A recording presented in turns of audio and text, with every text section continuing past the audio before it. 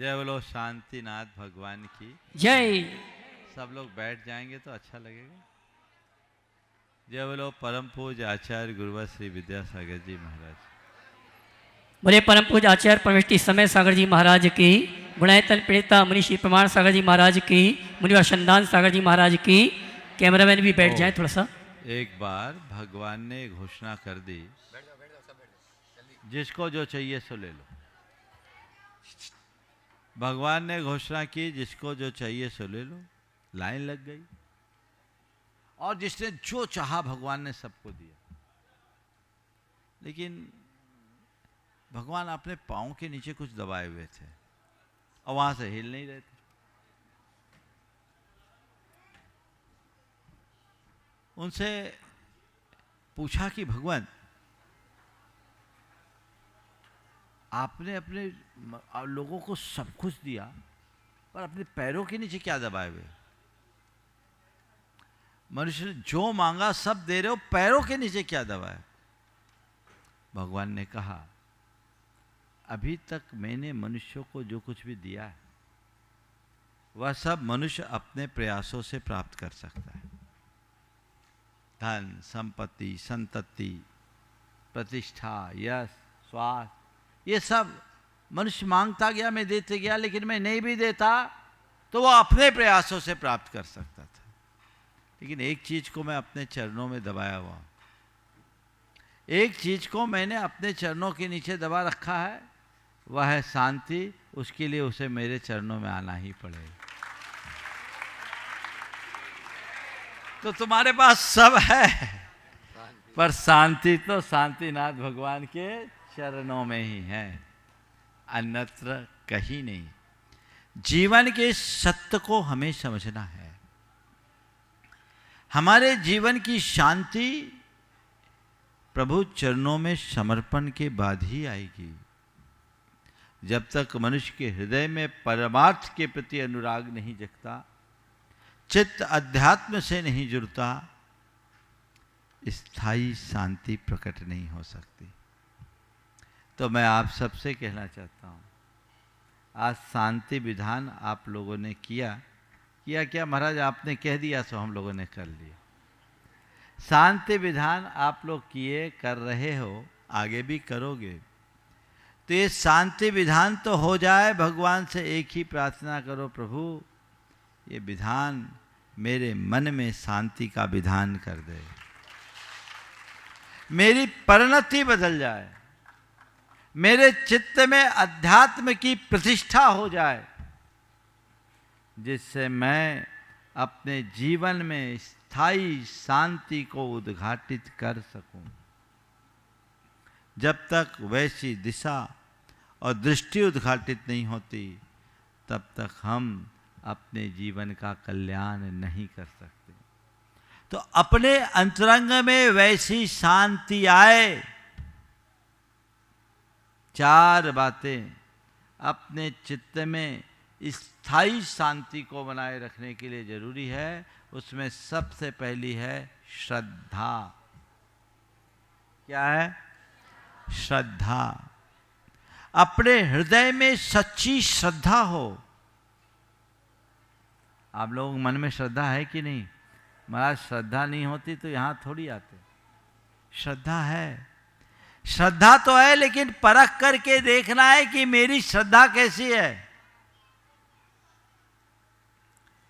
श्रद्धा है, क्या श्रद्धा है? मेरे जीवन में कुछ भी होगा भगवान संभाल लेंगे, यही श्रद्धा है ना? कुछ भी होगा भगवान संभाल लेंगे, ये श्रद्धा गलत है। मेरे जीवन में कुछ भी हो, मेरी आत्मा का कुछ नहीं बिगड़ेगा, ये श्रद्धा सही है। मेरा कुछ भी बिगाड़ नहीं हो सकता, ये श्रद्धा तुम्हें कभी अशांत नहीं होने देगा। ऐसी श्रद्धा बोलो। भगवान पर श्रद्धा हो फिर भी तुम अशांत हो सकते हो, लेकिन भगवान के द्वारा प्रतिपादित तत्व पर श्रद्धा होगी, कभी अशांति नहीं होगी। शाश्वत तत्व पर श्रद्धान रखिए। ये जीवन का सत्य है, यही वस्तु का स्वरूप है। वस्तु के स्वरूप पर विचार करते ही मन में शांति आती है और उसको नकारने से मन अशांत होता है। वस्तु स्वरूप विचारते मन पावे विश्राम, ये उक्ति इसीलिए कही गई। तो श्रद्धान करो भगवान पर ही नहीं, भगवान की वाणी पर। बोलो, आप लोगों को है भगवान की वाणी पर श्रद्धान? पक्का श्रद्धान। सुदर्शन सेठ को याद करो, कितनी प्रगाढ़ श्रद्धा थी।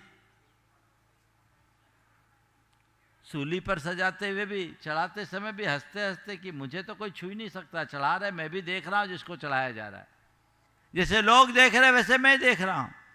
मेरा बाल बांका भी नहीं हो सकता, ये श्रद्धान। मैं शाश्वत आत्मा हूं, ये श्रद्धान। मैं संयोग वियोग से परे हूं, ये श्रद्धान मन में आना चाहिए। तो पहली बात, अगर अपने चित्त में स्थायी शांति रखना चाहते हो तो क्या करो? श्रद्धा रखो। समझ गए? फिर दूसरे क्रम में मन में संतोष रखो। श्रद्धा के बाद क्या? संतोष। हमारी शांति का मूल आधार है संतोष। संतोष का मतलब जीवन में जो है उसमें स्थिरता, आकुलता नहीं, जो है सो ठीक, प्राप्त ही पर्याप्त है। ये संतोष मन में। अपने कोई भी कर्म करो, कर्म पूर्ण उत्साह के साथ करो, लेकिन परिणाम को लेकर मन में संतोष रखो। आपके अंदर अशांति क्यों होती है? कभी विचार किया? अशांति क्यों होती है? अशांति इसीलिए होती है, अरे ऐसा हो गया, वैसा हो गया, ये हो गया, हमने चाहा कुछ, हुआ कुछ, इसीलिए परेशान होते हैं ना। कुछ अघट घट जाता है, आप अशांत हो जाते हैं। कुछ अनुचित प्रसंग आ जाता है, आप अशांत हो जाते हैं। संत कहते जो घट रहा है घटने दो, सहज भाव से देखो। मन में संतोष रखोगे तो कभी अशांति नहीं हो सकेगी। तो मन में सतत संतोष का भाव जगाइए। ये सम्यक दर्शन का निष्कांक्षित अंग है। हमेशा एक बात मानस में अंकित रखिए, मेरे हाथ में केवल प्रयास है, परिणाम नहीं। मैं प्रयास करूं, अच्छे से अच्छा करूं, पर जो भी परिणाम आए उसे स्वीकार लूं। मैं कुछ अच्छा करूं, ये मेरा पुरुषार्थ है, लेकिन उसका परिणाम अच्छा मिले, ये मेरा भाग्य है। बस यही भाव रखना चाहिए। जो मैं कर सकता हूं मेरे हाथ में है, जो मिले उसे मुझे स्वीकारना सीखना चाहिए। ये संतोष का भाव। तीसरी बात, निमित्तों से अप्रभावित रहने की कला। हम लोग कोसते, उसने ऐसा कह दिया इसलिए ऐसा हो गया, उसने ऐसा कर दिया इसलिए ऐसा हो गया। कोई कुछ भी कह दे, कुछ कर भी दे, तो हम नज़रअंदाज करना शुरू करें। चीज़ों से अप्रभावित रहना सीख लें। हम जो है ठीक है, हो गया सो हो गया। एक कंकड़ शांत सरोवर में कोई फेंका तो उसमें लहर उत्पन्न होती है, और एक के बाद एक, एक के बाद एक, एक के बाद एक, फैलते फैलते पूरे सरोवर में व्याप्त हो जाती है। हमसे किसी ने एक शब्द कहा और हम भीतर से हिल गए, उथल पथल पुथल मचना शुरू हो जाता है, अशांत। अगर उस बात को हम थोड़ा नज़रअंदाज करने की कला सीख ले तो फिर मन अशांत होगा क्या? बोलो, है ना? हमको पता, सबको पता है, लेकिन उसके बावजूद वही करते हैं जो नहीं करना चाहिए। नजरअंदाज करिए, प्रतिक्रियाओं से अप्रभावित रहिए। कोई कुछ कह भी दे, नजरअंदाज करो, कभी अशांति नहीं होगी। शांतिनाथ भगवान के निर्माण कल्याणक के दिन ये प्रण ले लो। और चौथी बात, हमेशा सकारात्मक सोचो। हर घटना, हर प्रसंग को सकारात्मकता के साथ लेकर के देखो। मन की नकारात्मकता ही हमें अशांत करती है। जो हमारे मन के विरुद्ध दिखता है हम उसे उस उल्टे लहजे में ले लेते हैं। उल्टे लहजे में लेकर के सामने वाले को बाद में खुद को पहले परेशान करते हैं। कुछ भी हो जाए, कैसा भी हो जाए, यदि उल्टे को सीधा देखने की कला विकसित कर ले तो हम हमेशा स्थिरता रखेंगे। हम उल्टे को सीधा देखने की कला नहीं करते, अपनाते हैं, पूरा जीवन उल्टा सीधा करते रहते हैं। उल्टा सीधा करना छोड़ो, उल्टे को सीधा देखने की दृष्टि विकसित करो। कभी अशांति नहीं होगी, कभी अशांति नहीं होगी, सब सहज शांत बना रहेगा। चाहे कैसी भी विपत्ति होगी, चाहे कैसी भी बीमारी होगी, चाहे कैसा भी वियोग होगा, चाहे जैसी विषमता होगी, मन में अशांति नहीं होगी। आप उसे सहज झेलने में समर्थ हो जाओगे। अभी कुछ माह पहले एक व्यक्ति के घर में आग लगी। दुकान घर एक साथ था, करोड़ों की संपत्ति का नुकसान हुआ। वो व्यक्ति मेरे पास आया। उसके साथ आए व्यक्ति ने कहा, महाराज इनको बहुत बड़ा नुकसान हो गया, आप आशीर्वाद दीजिए। उसकी बात पूरी नहीं हो पाई कि तभी उसने बीच में ही बात काटते हुए कहा, महाराज आपके आशीर्वाद से पूरा परिवार बच गया, हमें इस बात की खुशी है। घर में आग लगी, ये गौन हो गया, परिवार बच गया, ये मुक्त हो गया। और घर दुकान इकट्ठा था, थोड़ी चूक हो जाती, घर का एक सदस्य भी चला गया होता तो उसका कोई मूल्य चुका पाता क्या? कतई नहीं। दृष्टि देखो, नकारात्मक सोच वाला व्यक्ति ये कहता सब नष्ट हो गया, हम सड़क पर आ गए।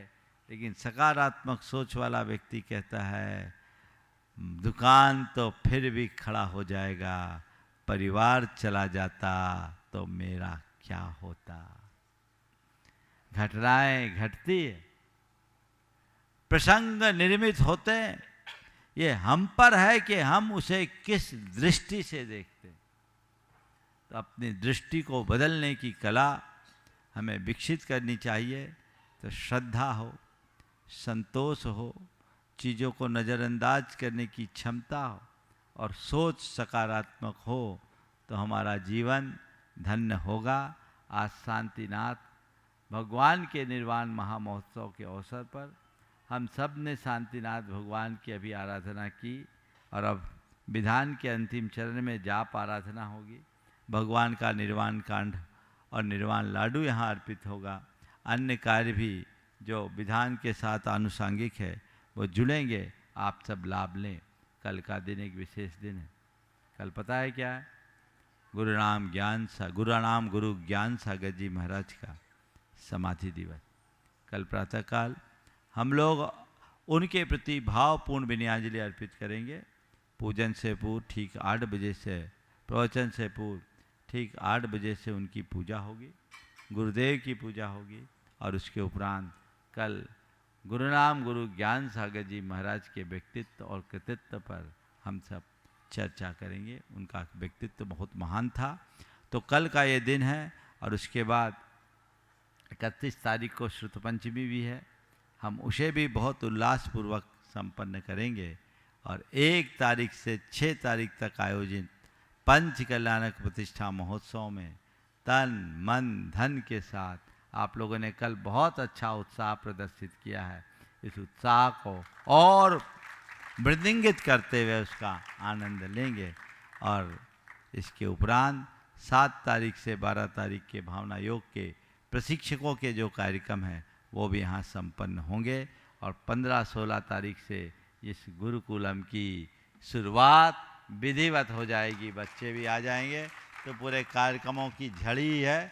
आप सब भरपूर आनंद लेते रहें। समय हो गया है, इसलिए मैं यहीं पर विराम ले रहा हूँ।